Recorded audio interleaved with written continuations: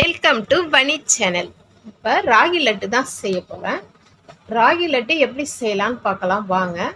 அதுக்கு ஒரு 200 கிராம் ராகி மாவு எடுத்துட்டு அதில் ஒரு அரை ஸ்பூன் சால்ட்டு போட்டு தண்ணி கொஞ்சம் ஊற்றி கொஞ்சம் மாவு தளன்னு பிசைஞ்சுப்போம். ரொம்ப கட்டியாக இல்லாமல் கொஞ்சம் தண்ணி கொஞ்சம் கூட ஊற்றி தளன்னு பிசைஞ்சிக்கலாம். இல்லைன்னா அப்படியே அடை வந்து ஒரு மாதிரி காஞ்சி போன மாதிரி இருக்கும். நல்லா அப்படி பிசைஞ்சு எடுத்துட்டு அடுப்பில் தோசைக்கல்ல வச்சு அதில் ஒரு ஸ்பூன் நெய், சிம்மிலே இருக்கணும் அடுப்பு. தீ அதிகமாக இருந்தாக்கா அடை வந்து தீஞ்சிரும், அப்புறம் கசக்கும் லட்டு. இதேமாரி மாவை எடுத்து அதில் வச்சுட்டு நம்ம கையில் வந்து எண்ணெயாவது இல்லை தண்ணியாவது தொட்டுக்கணும், இல்லைன்னா கையில் ஒட்டும் மாவு. இப்படி தண்ணியை தொட்டுட்டு நம்ம மாவு வந்து கையில் ஒட்டாமல் தட்டி எடுத்துக்கலாம். மாவு தட்டி விட்டுட்டு அதில் ஒரு ஸ்பூன் நெய், அந்த அடை மேலே எல்லா இடத்துலையும் படுற மாதிரி ஒரு ஸ்பூன் நெய்யை போட்டு எல்லா இடத்துலையும் அப்படியே தடவி விட்டுடலாம். தீ சிம்மிலே இருக்கணும். ஒரு நிமிஷம் கழித்து நம்ம திருப்பி போட்டுக்கலாம். இதில் எவ்வளோ நெய் போட்டிருக்கோம் பாருங்கள். அதில் வந்து அப்போ தான் வந்து அடை தீயாமல் இருக்கும். மாதிரி போட்டு இந்த பக்கம் ஒரு நிமிஷம் அந்த பக்கம் ஒரு நிமிஷம் போட்டு நல்லா வேகட்டும். அதனாட்டியும் ஒரு பாத்திரத்தில் மல்லாட்டை, இது வந்து காஞ்ச மல்லாட்டையாக இருந்தாலும் இது காஞ்ச மல்லாட்டை தான், இது வறுத்த மல்லாட்டையாக இருந்தாலும் பச்சை மல்லாட்டையாக இருந்தாலும் லைட்டாக நம்ம வறுத்துக்கலாம். இது வறுக்காத கல்ல தான். இது அடை வெந்துருச்சு. இதை எடுத்து தட்டில் வச்சுக்கலாம். தட்டில் வச்சு அதை ஆறட்டும். மல்லாட்டையை வறுத்து எடுத்து கொட்டிட்டு அதிலே ஒரு 100 கிராம் மல்லாட்டை, ஒரு 100 கிராம் வெள்ளை எள்ளு, ஒரு 100 கிராம் இதையும் லைட்டாக வறுத்து போட்டுக்கலாம்.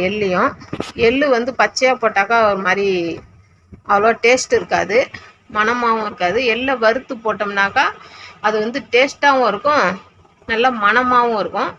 வெள்ளைப்பாகு வந்து நம்ம வெள்ளத்தை அப்படியே போடாமல் நசுக்கி போடாமல் இந்தமாரி பாகு வச்சு அதில் வடிகட்டிட்டோம்னாக்கா டேஸ்ட்டாகவும் இருக்கும். இதில் வந்து மண் இல்லாமல், மண்ணுக்கல் தூசிலாம் இல்லாமல் சுத்தமாகவும் இருக்கும். இப்போ இந்த அடை ஆறிடுச்சு.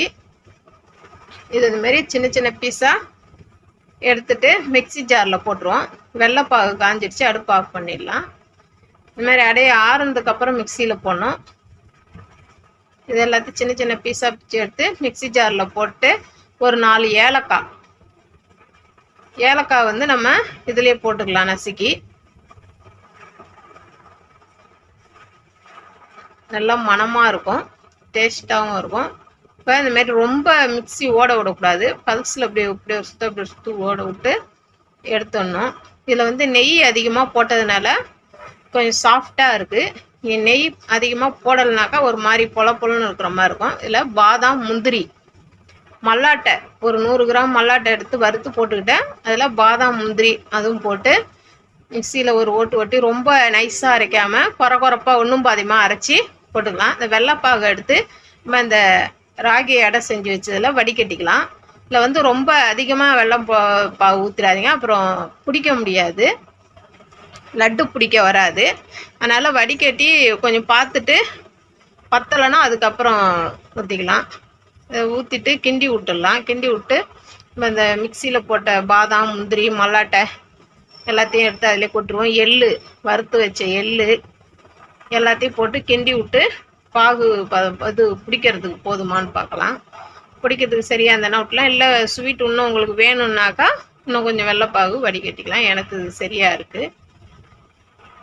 இதுலேயே ஒரு ஸ்பூனு நெய் போட்டுக்கலாம். உங்களுக்கு நெய் எவ்வளோ தேவை போடலாம். நெய் போட்டு பிடிக்கிறதுனால இது நல்லா டேஸ்ட்டாக இருக்கும், நல்லா சாப்பிட்றதுக்கு. நான் இதில் ஒரு ஸ்பூன் நெய் போட்டுக்கிறேன். ஏன்னா அடை சுடக்கோலே வந்து நெய் நிறைய போட்டேன். அதனால் இப்போ ஒரு ஸ்பூன் நெய் மட்டும் அதில் போட்டுக்கிறேன். போட்டு இப்போ நம்ம அதை லட்டு பிடிச்சிடலாம். நம்ம கடையில் போய் பசங்களுக்கு வந்து ஸ்வீட் கேட்டாங்க, ஸ்நாக்ஸ் கேட்டாங்க, நம்ம கடையில் போய் பேக்கரியில் வாங்கி கொடுக்குறதோட நம்ம வீட்டிலேயே ராகி மாவுலாம் இருக்கும். இந்த மாதிரி வந்து பாதாம், முந்திரி, மல்லாட்டை, எள்ளு இதில் வந்து நிறைய சத்து இருக்குது. சிறுதானிய வகையிலே ராகியில் தான் வந்து அதிக சத்து இருக்குது. இது வந்து நமக்கு போனுக்கும் நல்லது, நம்ம ஹெல்த்துக்கு அவ்வளோ நன்மை இருக்குது. இந்த லட்டில் நிறைய புரோட்டீன், கால்சியம் சத்து நிறைய நிறைஞ்சிருக்கு. இதில் இந்த மாதிரி நம்ம வந்து வீட்டிலே பிள்ளைங்களுக்கு செஞ்சு கொடுக்கலாம். இது வந்து பார்க்கறதுக்கு எவ்வளோ அழகாக இருக்குது பாருங்கள். இந்த லட்டு பார்க்கக்கோலையே நாக்கில் எச்சி ஊறுது. இதே மாதிரி செஞ்சு கொடுங்க நீங்களும் பிள்ளைங்களுக்கு. வெளியிலாம் நம்ம போய் வாங்கணுன்னே தேவையில்லை. இதேமாதிரி நீங்களும் செஞ்சு பார்த்துட்டு எப்படி இருக்குன்ட்டு கமெண்ட்டில் சொல்லுங்கள். பார்க்குறதோட விட்றாதீங்க. எல்லாருக்கும் ஷேர் பண்ணுங்கள், லைக் பண்ணுங்கள், சப்ஸ்கிரைப் பண்ணுங்கள், எங்கள் சேனலுக்கும் சப்போர்ட் பண்ணுங்கள். அடுத்த வீடியோவில் பார்க்குறோம். பாய். ஐயோ இன்னும் கொஞ்சம்